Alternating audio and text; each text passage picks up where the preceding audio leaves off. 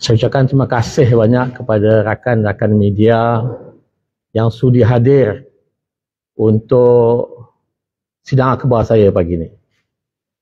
Sidang akhbar pagi ini adalah lanjutan daripada kenyataan saya dalam magazin Malaysia Magazine dan juga sokongan saya secara terbuka di Parlimen. Saya juga ucap terima kasih kepada followers yang live dalam TikTok dan sebagainya. Begitu juga dengan khususnya pengundi saya dan penyokong saya dan penduduk di kawasan Parlimen Bukit Gantang. Perkara yang saya nak sebutkan di sini ialah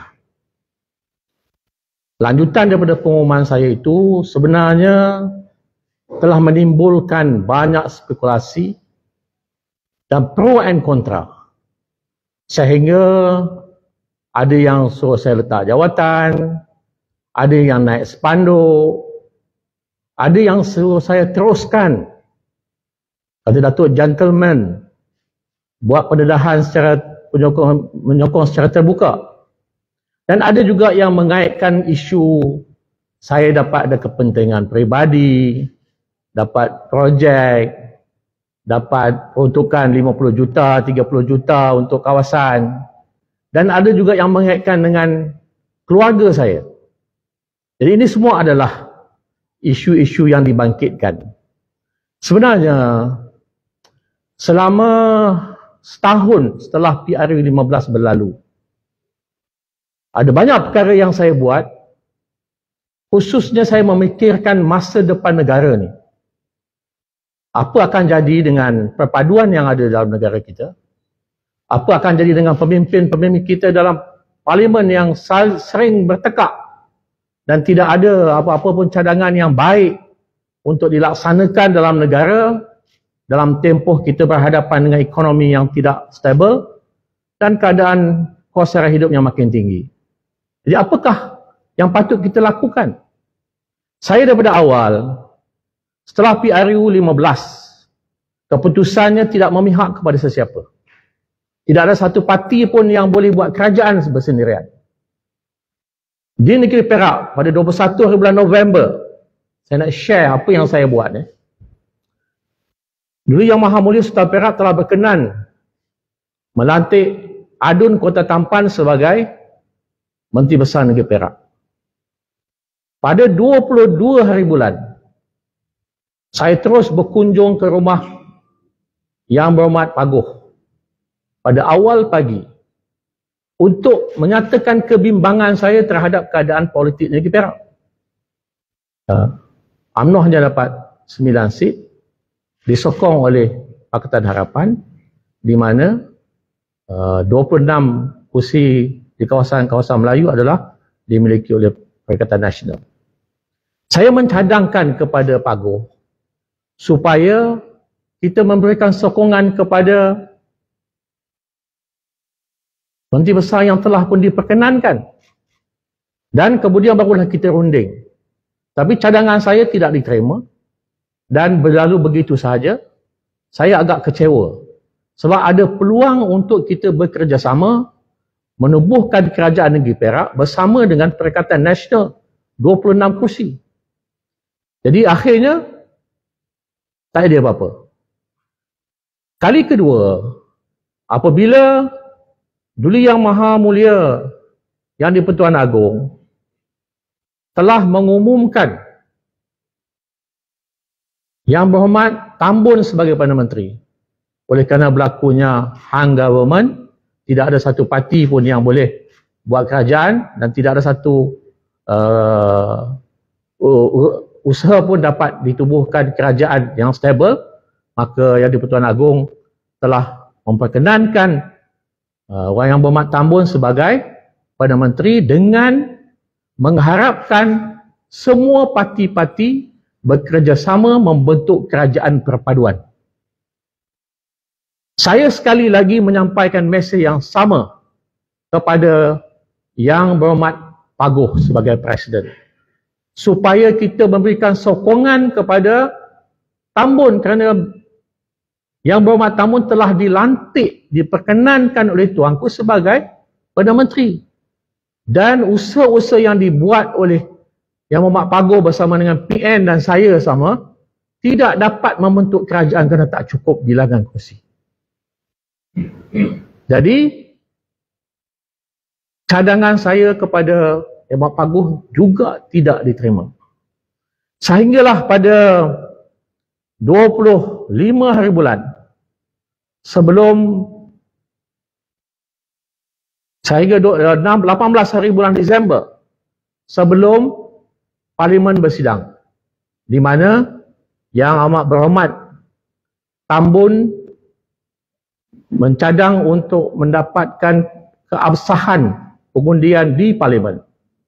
Saya sekali lagi mencadang kepada Yang Berhormat Larut, sebab Yang Berhormat Pagur dah tak dengar pandangan saya bercakap dengan Berhormat Larut, supaya di dalam Dewan Parlimen itu, setelah ucapan Yang Amat Berhormat Perdana Menteri, kita terus bagi sokongan sepenuhnya ahli-ahli Perikatan Nasional, memberikan sokongan kepada Perdana Menteri. Dengan itu akan ada rundingan untuk membuat kerajaan campuran.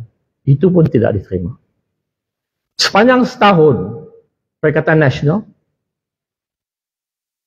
berusaha untuk menggulingkan kerajaan, berusaha untuk memujuk ahli-ahli parlimen yang lain termasuk Sabah dan Sarawak untuk buka kerajaan. Setelah setahun berlalu sehinggalah pada akhir bulan November, 28 November, saya sekali lagi berjumpa dengan Yang Berhormat Larut pada 27 November.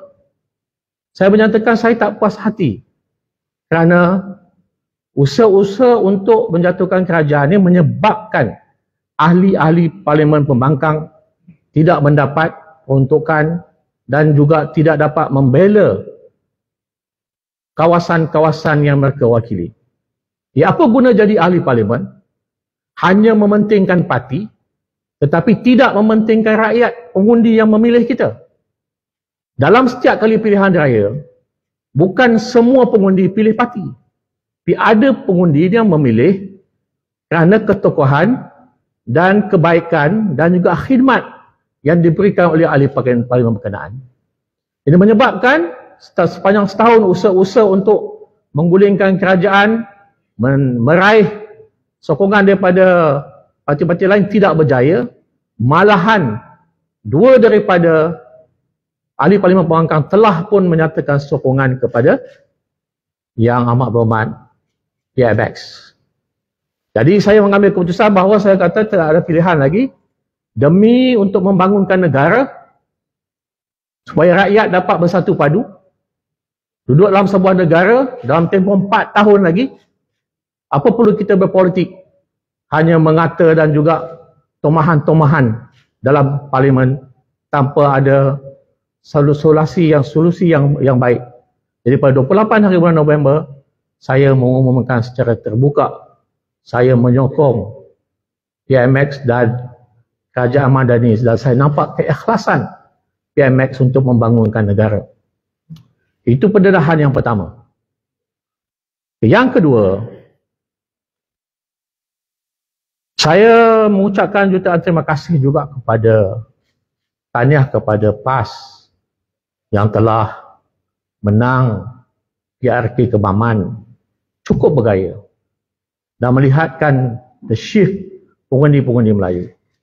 Dan mereka juga telah mengemukakan calon yang cukup baik sehingga dinamakan sebagai bakal Perdana Menteri. Ya, apa yang saya nak ketengahkan di sini ialah pada 6 Disember, selepas itu timbalan yang di-Pertua PAS Tuan Ibrahim pada 6 Disember telah mengatakan bahawa PAS mungkin boleh bekerjasama dengan UMNO. Diikuti pada 8 Disember, Mursyidil Am Tuan Guru Hashim Jassin juga menyatakan PAS tak pernah isytihar bermusuh dengan UMNO. Ini satu ruang yang baru dibuka dalam pentas politik Malaysia. PAS sebenarnya telah berkali-kali bergabung dengan pelbagai parti.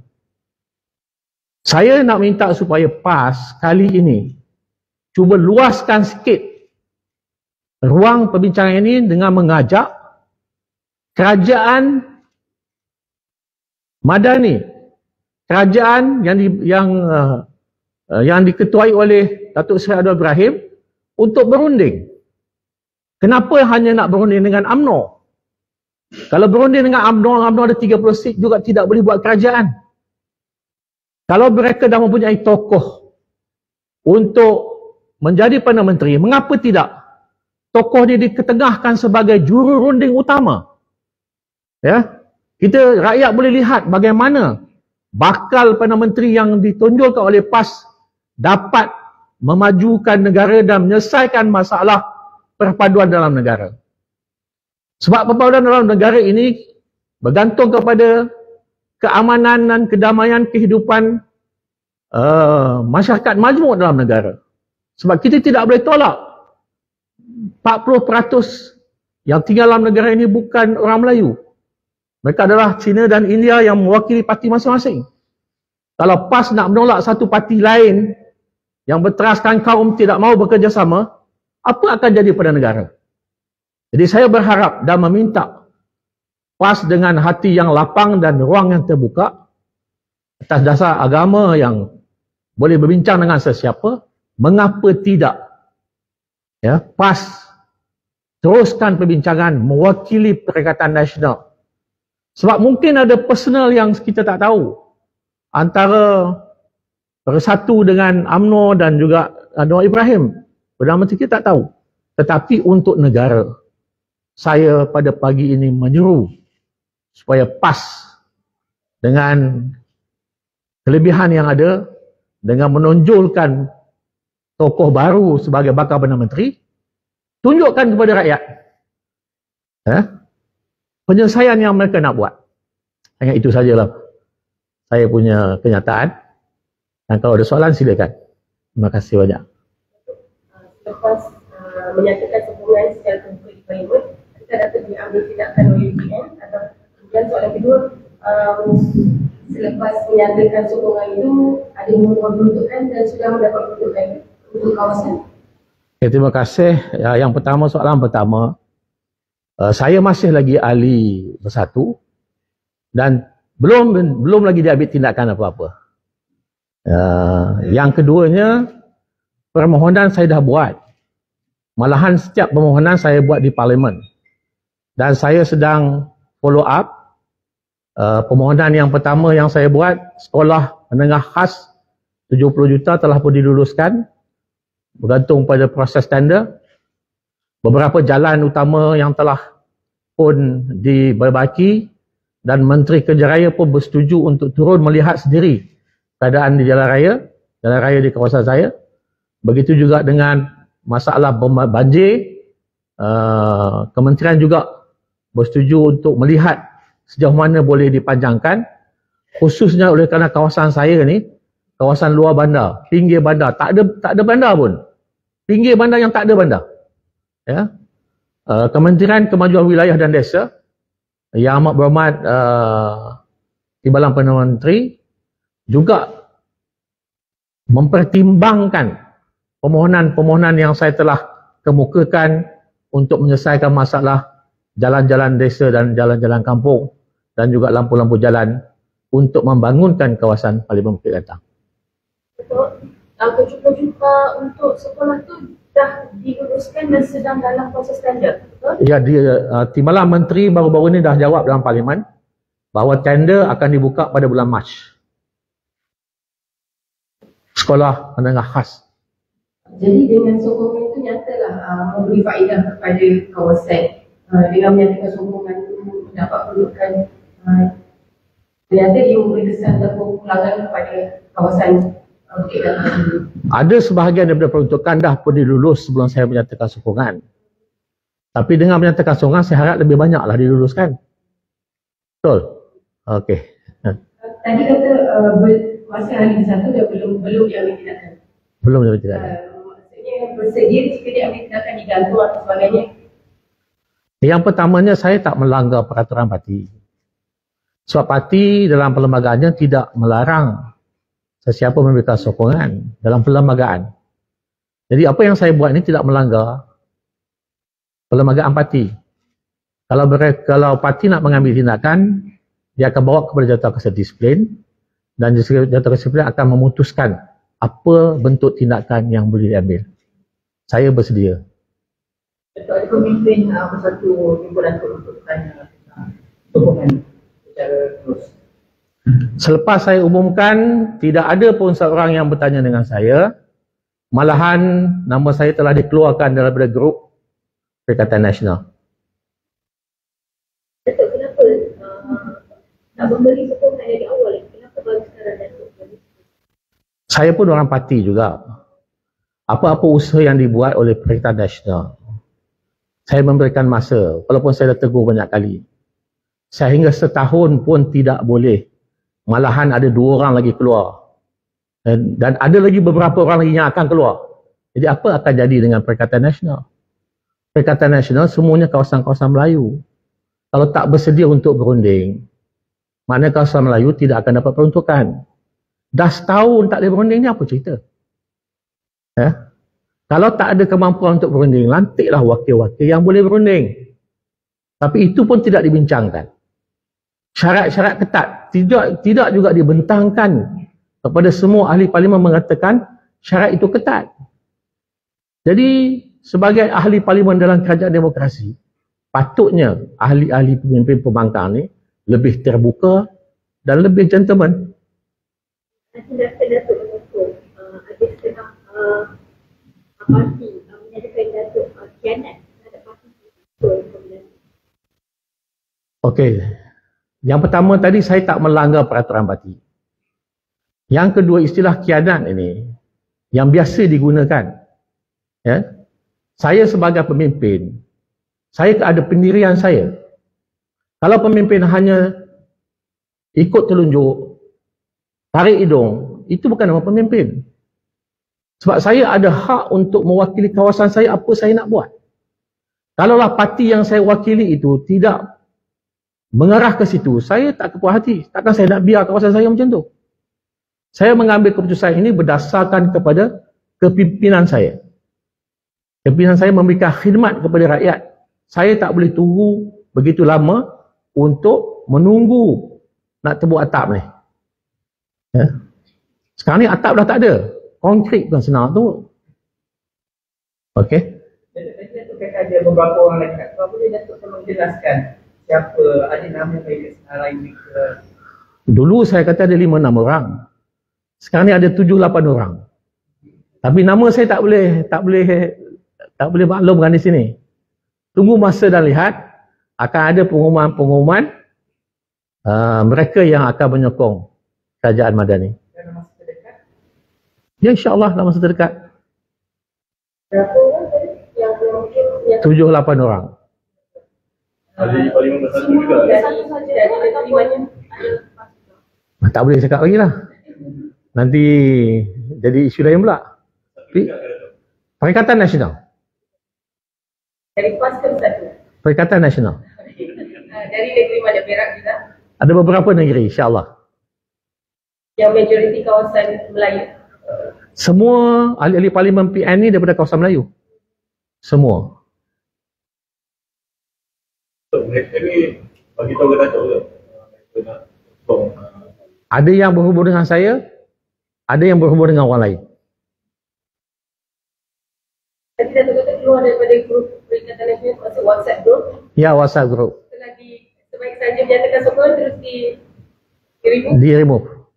Sebenarnya sebelum saya umumkan sudah ramai yang jumpa beritahu masalah. Kenapa kita tak dapat peruntukan? Kita bercakap hari-hari dalam Dewan. Kerajaan suruh runding. Kita tak runding, macam mana? Yang ahli parlimen PAS pun berkongut juga, tak ada peruntukan. Tapi oleh kerana mereka dengan cara mereka, jadi mereka teruskan. Saya kata belum diambil tindakan, masih ahli. Atau adakah Datuk ada dalam pertimbangan untuk keluar daripada parti? Saya tak akan buat perkara-perkara yang tak perlu saya buat. Yang penting sekarang ni ialah saya nak berkhidmat kepada rakyat saya. Saya minta semua penyokong-penyokong saya dan juga yang tidak menyokong saya di kawasan parlimen saya khususnya, sabar dan tengok apa saya akan buat. Ada masa 4 tahun. Yang mendesak saya letak jawatan ni, buang masa lah. Saya tak akan letak jawatan sebab mungkin orang tak faham apa yang berlaku. Ya, mungkin mereka dimomokkan dengan perkara lain. Saya minta mereka bersabar dan selama setahun saya tak ada peruntukan pun saya buat kebajikan. Saya buat jualan murah, saya buat bagi jualan ikan murah, beras murah. Sepanjang masa saya boleh tengok dalam Facebook saya. Jadi takkanlah saya berkara macam ni saya nak meninggalkan kawasan orang yang berjasa pada saya. Datuk, sebelum ni ada setengah dakwaan daripada NPP Perikatan Nasional kata tindakan apa yang Parlimen PN menyokong PNS adalah sebab ada orang tengah yang memujuk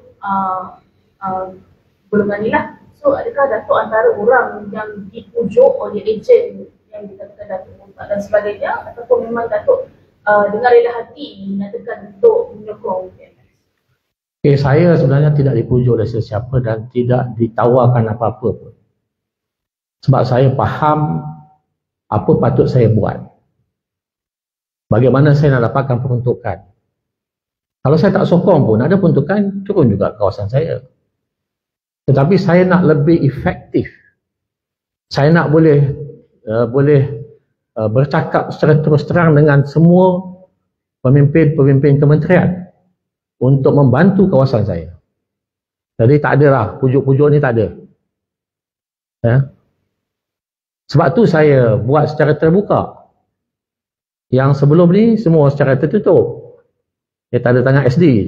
Saya tak ada tangan SD. Saya buat declaration secara terbuka. Okey. PN masih PN ada usaha untuk atap mahu memulihkan kerajaan. Adakah, yelah selepas tahun usaha itu masih berjalan, adakah dia menampakkan apa-apa hingga Datuk tak boleh tunggu ke masih? Ada maklumat yang setelah perhimpunan agung tahunan, ada bekas menteri menyebutkan bahawa 5 yang pergi, 10 yang akan datang. Kan? So maknanya usaha-usaha untuk memujuk pihak kerajaan untuk menyokong PN masih berlaku. Kalau itu dibuat oleh PN, kenapa mereka marah kepada orang yang pergi sebelah sana? So be fair lah. Kalau you pandai, you rasa you kuat untuk memujuk orang lain menyokong you, okey. Tapi dalam masa yang sama, kenapa you nak marah orang yang menyokong belah sana? Jadi saya rasa usaha-usahanya dah sia-sia.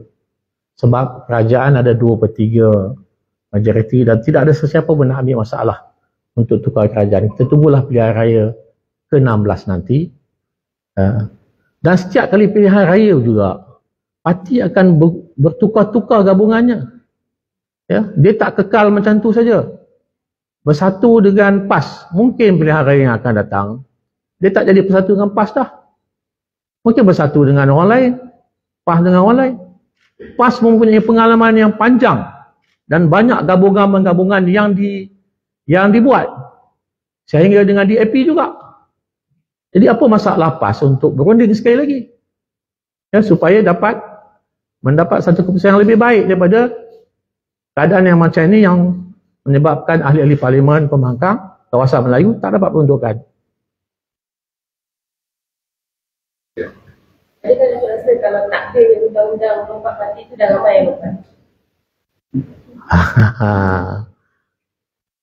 Itu ada kemungkinan besar. Ada kemungkinan besar. Independen tu kata buang masa saja untuk mendesak Datuk meletakkan jawatan kan. Dan ada yang kata Datuk meletakkan mencabar pengundi. Boleh Datuk jelaskan? Sebab saya fahamkan ada juga pengundi yang mahu bawa spanduk untuk berdemo untuk desak Datuk dekat jawatan. Okey. Yang pertamanya saya tak berniat untuk mencabar. Apa guna saya cabar pengundi saya? Ya. Yang keduanya, mereka yang bawa spanduk ni adalah merasakan rasa tak puas hati. Mungkin dia daripada parti. Tapi ramai juga yang masih lagi menyokong saya. Jadi pada saya tak apalah. Kan you nak protes ke, nak luahkan perasaan ke, tapi jangan sampai melanggar undang-undang lah. Jangan sampai kumpul ramai-ramai buat strike yang melanggar undang-undang keselamatan. Masing-masing ada hak untuk menyatakan tak puas hati. Ya. Tapi pada saya akan terima semua ini dengan hati yang lapang dan terbuka dan saya akan baiki perkhidmatan saya. Yang pentingnya bagaimana saya nak khidmat kepada mereka sebagai seorang pemimpin yang dipilih. Dengan tindakan Datuk ni, Datuk ada jelaskan kepada rakyat di kawasan Datuk apa? Inilah usaha-usaha saya menjelaskan melalui sidang media, online, saya pun di TikTokers. Ya, saya akan jelaskan dalam media-media supaya benda itu sampai terus kepada mereka. Dan insya-Allah majlis-majlis akan dibuat selepas ini untuk saya berjumpa terus dengan pengundi-pengundi saya, insya-Allah. Macam mana feedback orang yang mungkin ada antara mereka yang mengundi Datuk atas kapasiti parti mungkin kerana Perikatan Nasional dan macam mana penerimaan diorang? Ada yang marah, saya tak nafikan. Ada yang protes. Saya terimalah kemarahan mereka, protes mereka. Sehingga satu hari ini saya akan jelaskan tindakan saya untuk membantu mereka. Kalau dia duduk di kampung, jalan tak ada, dia marah pada saya akan buat jalan tu, dia menepah juga. Ya. Jadi ini adalah fikiran seorang pemimpin. Tak bolehlah emosional. Saya tahu apa yang saya nak buat kepada rakyat saya, kawasan saya, kampung saya nak buat. Jadi akan ada masa sikit 4 tahun ni, insya-Allah kita akan lihat apa yang boleh kita buat. Sampai masa pilihan raya, kalau saya bertanding lagi sekali, tak tahu parti apa pula kan. Sebab setiap kali akan berlaku tukar gabungan dan sebagainya. Jadi kita tengok kalau saya masih lagi diperlukan, insya-Allah kita teruskan. Lepas satu umumkan ni, ada tak pemimpin daripada PAS atau satu yang panggil nak bincang balik ke apa tu? Terutama daripada PAS, ada tak? Dia sebenarnya reaksi spontan dalam parlimen. Semasa saya buat keputusan itu sudah menggambarkan bagaimana tak sabarnya mereka. Ya. Kota Baru pertama bangun untuk menghentam saya dan mengatakan saya ni bekas sahabat. Kawan saya baik. Kemudian Pendang dengan cara yang sangat tidak beradab. Ya, mengaitkan banyak perkara yang tak betul. Jadi setakat ini belum ada lagi yang datang untuk bincang dengan saya, tapi saya masih buka ruang. Kalau saya boleh jadi wakil mereka untuk dengan kerajaan pun tak apa. Ya. Tak ada masalah. Kadang-kadang orang yang emosional dia tak boleh bincang.